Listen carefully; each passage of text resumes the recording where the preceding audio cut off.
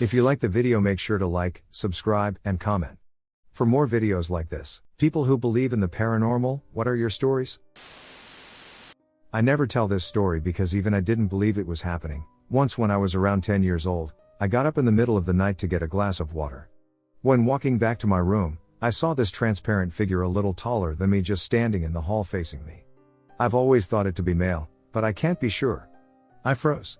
I didn't know what else to do, but I knew I needed the cover of my blankets, so I crept up slowly to my room and darted under my covers. When I peeked out, it was just standing in my doorway, still watching me. I don't think I dreamed it up because I woke up with my glass of water still on the counter in the kitchen. I woke up to the sound of someone washing dishes in my parents' house with the water on full blast at around 2:30 in the morning. When I got up to check who it was, the noises stopped. I switched on the kitchen light and no one was there, just my reflection in the window over the sink. Gave me chills for weeks. Also, both my sister and dad claimed to see a small boy wandering around their house at night. At first my sister thought it was her son out of bed and called out to him. When she followed the boy into the living room and couldn't find my nephew, she went back into her room and saw him still sleeping in the bed. In high school I had my own bedroom downstairs in the basement. I always locked the door, mostly for privacy but also because it just made it feel a little more secure, not that I was scared of anything in particular. I used to share a bedroom with my two little brothers, and we would keep the door open, so occasionally our cats would come in and sleep on our beds with us. About a month after I moved to my own room was the first time I met the ghost. As I slept one night I felt something sit down on the bed. I figured it was just a cat, then I remembered I was in my new room and the door was locked and there had been no cats in the room when I closed the door. I could feel the weight on the bed compressing the springs, and I could feel my sheets pinned down under the weight so I couldn't pull them. I was scared shitless, so I didn't want to move to see what it was. Eventually I fell back asleep after coming to the conclusion that if it was an evil ghost there was nothing I could do to stop it, and if it was a friendly ghost I didn't have anything to worry about. This same situation repeated itself every month for about a year. I told my family, and they laughed it off. Except for my grandmother, a devout Catholic. She gave me a rosary that she claimed had been blessed by Pope John Paul II, and told me to hang it in my room to keep the spirits away. It worked. Except it only worked inside my room. From then on I would see man-shaped shadows in the basement, especially near the door to my room. It freaked me out because if it was a friendly ghost, the Pope's blessing shouldn't have done anything since the blessing was to keep me, not me specifically, but the owner of the rosary, safe and healthy. So I figured it must be an evil ghost. Fuck. And I had just pissed it off with the holy blessing and it wanted to get back into my room. I guess it eventually gave up, because I stopped seeing it. I'm in college now, and one of my brothers has since moved into the room. He claims he hasn't encountered the ghost, yet. So the house I grew up in, my grandmother's house, always had the classic haunt syndromes. We heard footsteps in empty hallways, felt dramatic temperature changes, saw those corner of the eye figures. Occasionally, we would all be sitting in the family room and, without saying a word, we would all get up and head to the kitchen or something, as if the mood in the room suddenly felt wrong. After my grandmother succumbed to cancer and died in her sleep in the house, things got spookier. Almost immediately following her death, 4 perfectly shaped letters appeared on the wall in the family room diagonally, HALP. When writing, my grandma often used the wrong vowels in words. She was Polish, English was her second language. This appeared over wallpaper and could not be washed out with any cleanser. The area was only affected when my aunt, who currently owns the house, hung a crucifix over it. She is a devout Christian, as was my grandmother. I don't have a picture of this, but next time I go over there, I will snap one of what it looks like now if anyone is interested. My grandmother also walked with one of those metal walkers. This made a very distinct sound going up and down the hallway, and we would hear that sound on occasion after she died. There was also a deep, awful moaning sound that would sometimes be heard from the basement. While this went away after an exorcism of the house, my mother and aunt will still not go down there. While growing up, my friends from school were interested in the events that happened in my house, so lots of sleepovers happened at my place. On one particular occasion, we decided to bring in Ouija board we had gotten from a second-hand shop. The board amused and frightened us all night as a spirit calling herself Lynn would guess things that people not touching the board knew. She told us about other spirits in the house, even an evil spirit. After a while, she could move the cursor without our hands provided that the board was touching at least 3 of us. One amusing event was when it continuously spelled Nobok over and over. None of us had any idea what it was talking about until my music geek friend, not at the board at the time, told us to listen to the stereo. Don't Fear the Reaper was playing. The cursor stopped as soon as we shut it off. Even today, things go missing and show up days later in obvious spots. Rooms get cold and hot mysteriously. Sounds can be heard where they shouldn't be. Everyone is used to this, no one denies any of it, it's just the way the house is. Being an atheist, I am always bothered by my experiences, and there are a few that I try to tell myself were just sleep paralysis, but for the ones that I was awake I have no explanation. At my room at my father's house there have been times that I felt someone poking me and whispering in my ear. Like I could feel breath. One night when I was alone it felt like someone grabbed my shoulder and was dragging me down under the covers, but when I opened my eyes I wasn't moving even though I still felt the rushing feeling. You could say, oh, that's just sleep paralysis, but there was a time I was wide awake. I was in my room packing up my stuff because I was moving out when from behind me a shadow moved behind me between me and my lamp. I turned around and there was nothing there. I was freaked out, so I went to my dad's room and asked him to come hang out with me while I packed because I had just seen a shadow. He doesn't believe me, but he's a good father, so he humors me and says he will come with me. I'm sitting on his bed when I turn my head toward his open door. I scream out, holy shot. Peeking around the door is the shape of a head like it's crouching down looking at me. It was black as black with no reflection from the lights. To me it was like a black hole sucking up all the light that was around it. I have never seen something so black before. I freak out and say, Dad, it's right there, but he doesn't get a chance to see it cause when I look back it's gone. I stopped sleeping in that room a long time before I moved out, and I sure won't ever do it again.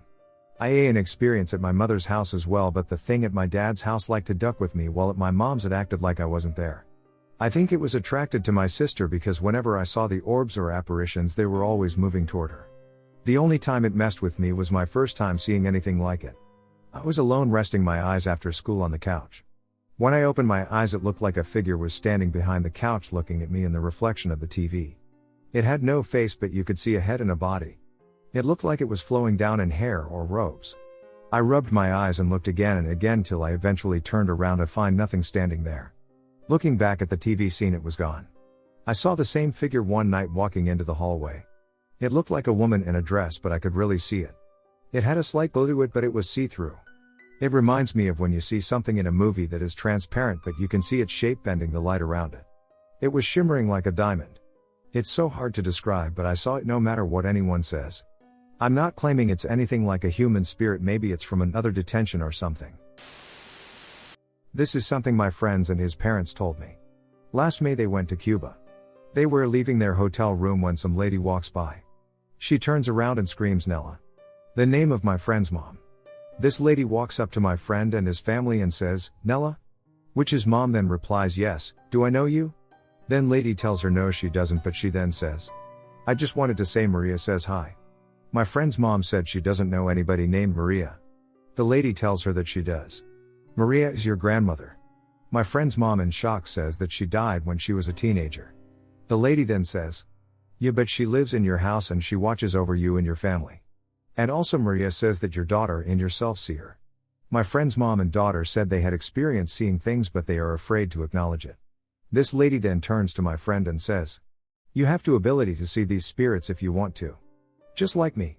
You have to accept it. She then says, also you have a Native American family living in your home.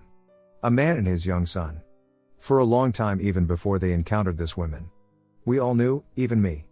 Our town is built on an ancient burial ground for Native Americans. So when the lady who no one knew told them this, they were really freaked. My friend's mom told me that she was actually crying when the last was telling them this story. Damn, I will not forget the first time they told me this. I was freaking terrified. But at the same time, the lady said these spirits are not haunting you, they are protecting you. I always joke with my friend saying, you should accept them so you can see them. He says never in his life is that going to happen. PFF. I have so many that my spooky stuff journal is categorized into times of my life. Here's some highlights. Floating light enters my bedroom, sits on the bed, hovers over the bed but the bed depresses like something rested on it, and leaves. Next morning, tell mom, she breaks down crying because she saw her dead father come into her room and sit on her bed, but she thought it was a dream.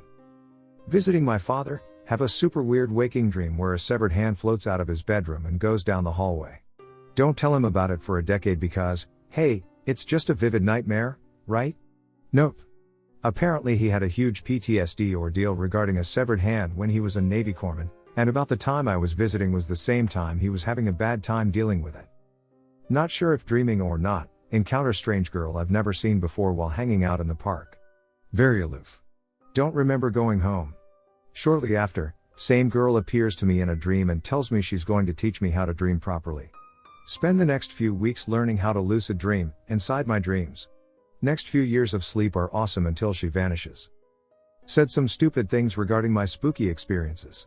For the next few days, the light in the hallway seems to be less and less effective at illuminating the room at the other end of the hall. Not dimmer, just not reaching as far. It goes from being able to clearly see the far wall and things inside the room, to not being able to see where the hallway ends. Ends in a bad confrontation, details I won't discuss here. Recant what I had said previously, destroy the evidence. Hallway goes back to normal. Late one night after a party, still feeling a little buzzed, I open up to a friend about some of the big bad spooky stuff. As we delve deeper into the bad things, he goes from interested to clearly a bit scared and fidgety. I ask him what's wrong. Paler now, he claims that while I was explaining things, he saw a figure outside the window of the garage, some sort of face. It's not likely.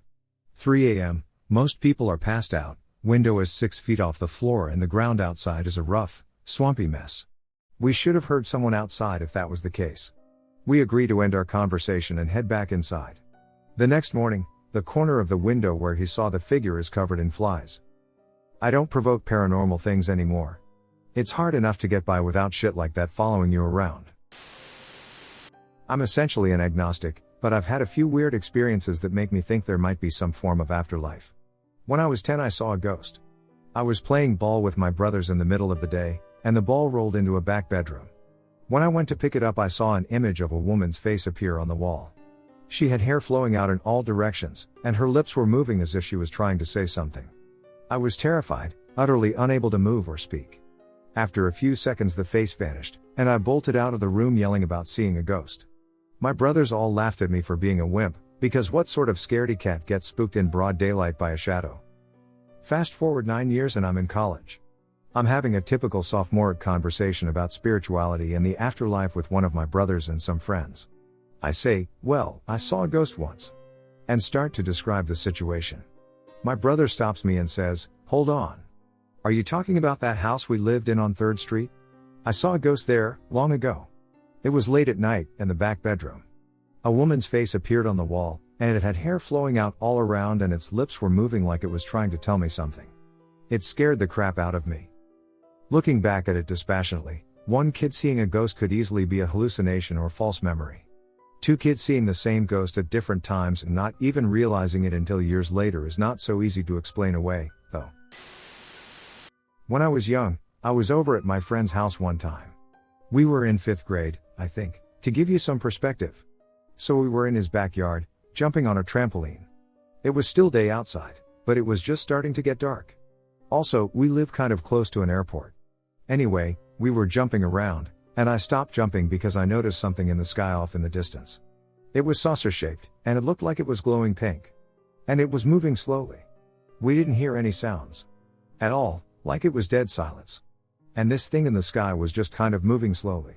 Both my friend and I are staring at it, as it moves across the sky, until a tree that was in the way blocked the view of it. I turned to my friend, and we ran into his house, scared shitless. Now, I'm not going to say it was an alien or anything like that.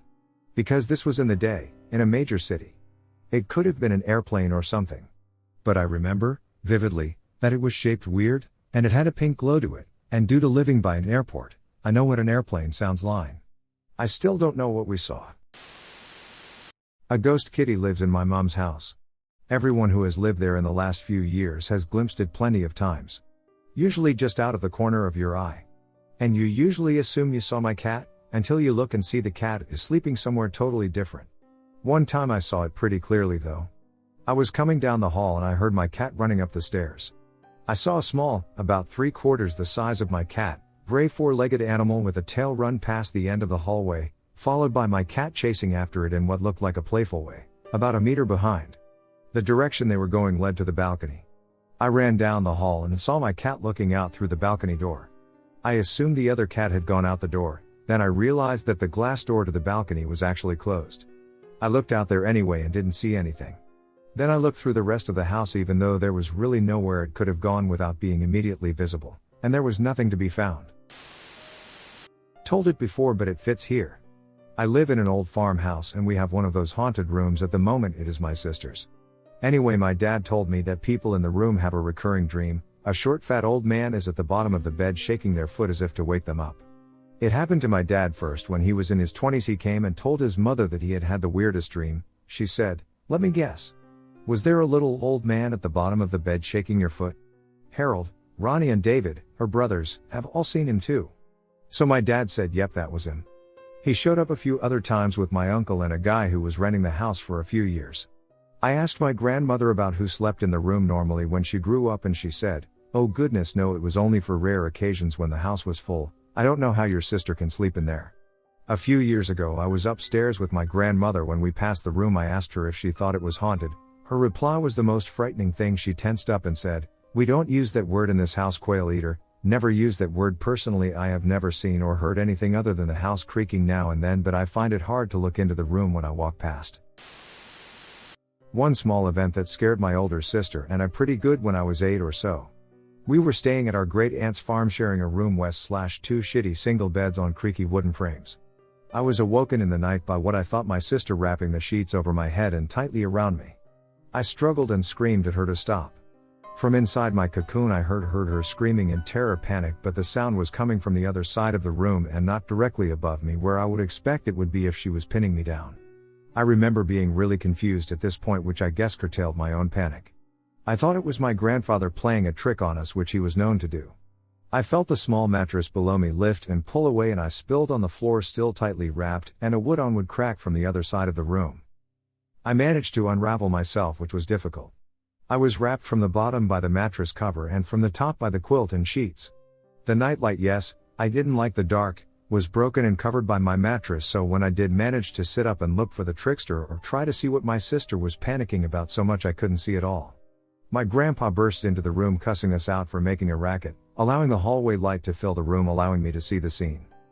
What I saw was my sister curled up in her sheets beneath her overturned bed, which was propped up on the headboard like an A-frame, with a chunk of material and torn sheet in her hand, her mattress on top of the frame with a large piece torn from it, my bed frame on its side sort of leaning against hers.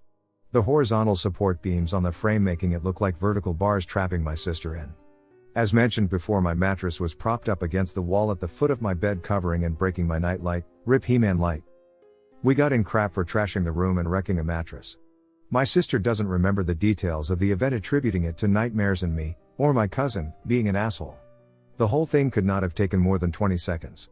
The most vivid memory of the whole event, asides my sister beneath her bed, was the sensation of hands on me, feeling the weight of another body on the bed, the power and force and speed of someone wrapping me up and no one being in the room when it happened. One night I was over a friend's house sleeping over. We both slept in the same bed, with her closer to the wall and me on the outside, laying with my back toward the room. My experience started with a dream. It was a pretty typical dream, nothing noteworthy. But then, it changed. It went from being me having a normal work-related dream to me running for my life from someone trying to kill me. My body started waking from this nightmare I was having, but at the same time, my waking form started feeling a presence behind me. Perhaps my dream was true. I felt someone standing directly over me. I could hear his jagged, uneven breathing. I lay there, completely awake now, with my eyes pressed shut, willing the inevitable death to roll over me. Then I felt his fingers in my hair, and a raspy, terrifying voice escape him. "Hello, little girl, don't be afraid," he said, as he stroked my hair. His voice was demonic sounding, as if he smoked 100 packs of cigarettes daily. I know this wasn't a dream. I could feel the tugging at my hair. My heart was pounding. I felt something else being pressed to the back of my head. It felt cold and metallic, like the barrel of a gun. As I waited to be murdered right there in a friend's bed, I suddenly jolted upright into a sitting position, adrenaline taking over. I looked around the room, and there was no one there. No one. The room was empty except for me and my friend, who was still fast asleep next to me. The door to her bedroom was still closed. The next morning, I told my friend about the experience. As soon as she heard it, she went pale. Apparently she had seen the apparition of a man in her house before. And hearing this only confirmed what she had saw. I never stayed over her house again. About 6 years ago now? I stayed at a friend's house over Easter weekend, because her parents were out of town, which meant Easter party at her place, but she got freaked out being home alone. Anyway, all weekend we kept hearing weird stuff, like we'd hear the gate swing open/shut but look outside and it hadn't moved. At one point we're sitting there watching TV and hear some buzzing sound, which we tracked down to coming from the pantry, but the moment I reached for the door to open it and see it stopped and we couldn't figure out what it was. Mostly things like that. She freaked out, my reaction was more along the lines of huh. That's interesting. Which only made her freak out more because I wasn't sufficiently panicked and teenage girl logic. The creepiness level got a bit worse when we were cleaning up the day after the party and found teeth in several of the beer bottles. Or at least that was the best guess we had about what they were, little white, turning black things about the size and shape of a human tooth minus the root rattling around in the bottom of empty bottles. Rang up everyone who'd been there, nobody was missing any, nobody had gotten into a fight or hit their head drunk or anything. The bottles and teeth all got dropped in the bin, and said friend tells me off whenever I bring it up nowadays. We never figured out what the hell had been going on, and the few friends who actually believe what happened have no clue either. Okay, here's mine. I was about 10 years old when I awoke one night to the sensation of someone watching me. My parents always kept the hallway light on outside my bedroom for me because I used it as a nightlight. I noticed the light flickering under the door as if someone was pacing in front of it. I screamed for my mom and she came in. My dad was on night shift until 7 a.m., so my mom and I were the only ones home. I remember telling her I was scared and wanted to sleep in her room and she agreed. As we were walking away from my bedroom we heard the blinds in my room shake, almost like a finger dragging up and down. We both freaked out and just went into her bed and slept until morning. My dad then came home around 7:30 a.m. and woke my mom and I up so I could get ready for school. He asked why I was sleeping in their bed and my mom told him. My mom then walked into my room and the blinds were hooked off my window and laying on my bed. So scary. A lot of other weird things happened in my old house. Enough to make my dad, who's an atheist, admit to seeing and somewhat believing in the paranormal. My mom has told me many stories about things that has happened to her throughout her life, and as we moved from place to place things kept happening. I've lived on my own now for the last 2 years and nothing has happened to me. There is a crazy antique store in Fort Langley though that I believe is haunted. The entire basement is terrifying. I always get a horrible feeling throughout my body when I go there, but I kind of love it. The earliest memory I have of a paranormal experience is when I was about 5 or 6. We had been homeless for a year previously and had just moved in with my aunt and uncle who had 3 kids. They were all roughly 2 years apart in age. We were all sleeping in the front room on the floor. Well, at least trying to sleep. My youngest cousin couldn't sleep in the dark, so we had the floor lamp on in the corner where a chair sat in front of it. I was laying there trying to sleep with my head on a pillow and I hear someone say, "Hey, are you awake?" I opened my eyes, lifted my head up and looked at my cousins laying in front of me trying to sleep. That's when I hear an older male say, "Hey, come here." I had watched my cousins while it was being said, so I know it wasn't my oldest cousin trying to scare me. I pinpointed the voice and it was coming from behind the chair that had the lamp. I just kinda watched the chair and waited to hear that voice again. "Hey, my name, come look at what I have behind here." He knew my name and I knew it was no voice I had ever heard before. It was older sounding, like maybe in their older 20s. I slowly got up and felt my heart tighten. I was so scared my arms and legs felt like jelly. I was in a kneeling position when the voice rang out at me again, "Come here right now." He was angry and I knew he wanted me to crawl behind the chair. So jumped up and ran down the dark hallway to my aunt's room and tried to open the door, but it was locked. I began hitting and kicking the door so hard though I almost broke it. I was screaming and crying. My aunt and uncle came out and told me that it was just my cousin scaring me and to just ignore him. So when they went back into the bedroom and my cousins went back to sleep, I could hear him start whispering to me again. So I covered my head with my pillow and tried to sleep. I've had some creepy stuff happen to me, but this one is my dad's story. Story goes that he was around 10 and home by himself reading comics in his room. As he was reading, he started to hear footsteps coming from the kitchen area. He was about to go and see if it was his brothers or parents coming home, but he stopped dead in his tracks when he got an overwhelming sense of fear. Something was telling him not to go to the door leading to the kitchen. As he was debating on whether or not to go, he started hearing what sounded like large heavy coins dropping into a bucket full of more coins. This went on for less than a minute. He was torn between wanting to go out and see what the sound was. He thought it sounded like silver dollars, and between being scared to shit. He ended up sitting in his room until he heard his dad drive up. There were other stories they told me about the house. Strange noises, dishes falling out of cupboards, shadows running around outside. A lot of other crazy stories.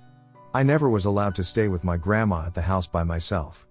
And always got a really weird feeling when I would be by myself in their back room, always got a feeling like someone was there with me. Supposedly it was haunted. The man who lived there before had been in World War II and upon his return committed suicide in one of the rooms. My grandfather, strangely enough, committed suicide in the backyard of the same house. This is all just about suspension of disbelief. There are all kinds of phenomena in the world that we cannot immediately explain. Science can generally explain those. Do people really think that living on a planet with millions of years of violent deaths that it wouldn't be easy to find a ghost if they existed? I could understand believing in ghosts in 1840 when electricity wasn't around, when the sun said it was mass darkness and science wasn't very established and education kind of scant. But it's 2013, every person under the age of 35 generally has a phone with a camera and video capabilities. We're supposed to believe that these ghosts exist but only some people can see them and hear them, but that nobody can really prove them despite how widespread photo/video/audio recording electronics are? Because if we're saying ghosts exist, we're saying that everyone who has died has the capability to come back. I love how ghost fans always want to set conditions for ghosts. They can only come back if they died prematurely or violently. They can only haunt the places where they died, etc. They have unfinished business or don't realize they've died. Convenient, right? Apparently someone found the handbook to who recently deceased and know all the rules. If one ghost exists, that means they all exist. And that would make for a tough life for the living to deal with sharing space with the billions of souls who have died in the history of the earth. And it's awesome how ghosts are always wearing period clothes from the late 1800s or early 1900s. Why doesn't anyone see fucking caveman or Vikings or shit like that? Oh, they can't become ghosts? Okay. Only soldiers and old ladies with long white hair and children who play with toys can be ghosts. Oh, and cats too. Ghosts are bullshit. They do not exist, and they are a figment of people who are too weak to understand and appreciate that dead is dead and the end is the end. Period. If you believe in ghosts, you also probably believe in fairies and sprites and Bigfoot and the Loch Ness Monster. It's all the same. People believe in that shit because they're too weak to accept the truth. My family used to live in an apartment in Chicago that was haunted. Things that led us to believe the apartment was haunted was: the whole family would be in the living room, and our rocking chair would start slowly moving back and forth when our parents were at work, and it was just us kids in the living room. We would hear steps down the hallway wood floor. Numerous instances of windows being tapped, or scrapped, even though no trees were near the windows for some reason. Even though I was a small child, I don't have a single memory of being in the apartment and it being sunny or bright inside. All of my memories either have it at night, or a winter day in which there is no sun, but a solemn gray sky. Apparently, my mom had an occurrence with a ghost. I was really young, and got really sick. This was around my birthday, which is October 29th. My mom would have me sleep in my parents' bed, so she could take care of me.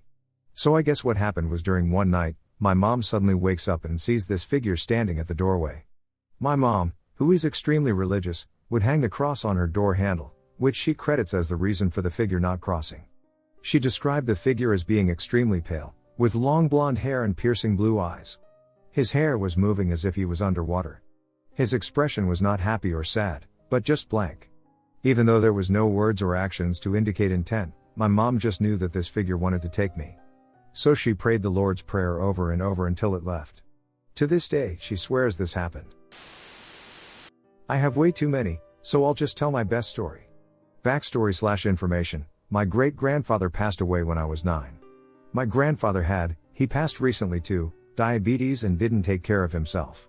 My dad lived with his parents at the time and had a huge long-haired German Shepherd.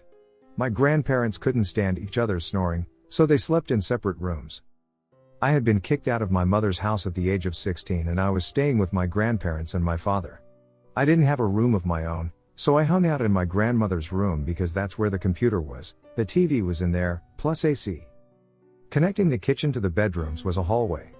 I had to pass my grandfather's room in order to get to my grandmother's room. I got up to get a soda and was going back to the computer. Then I saw it. My great-grandfather was just sitting on my grandfather's bed. Just sitting there, looking around. I stopped, and he noticed me and smiled. I just kept walking, wondering what the fuck just happened. I was confused, but fuck it, I see those kinds of things every day. Not necessarily someone I'm related to, but whatever.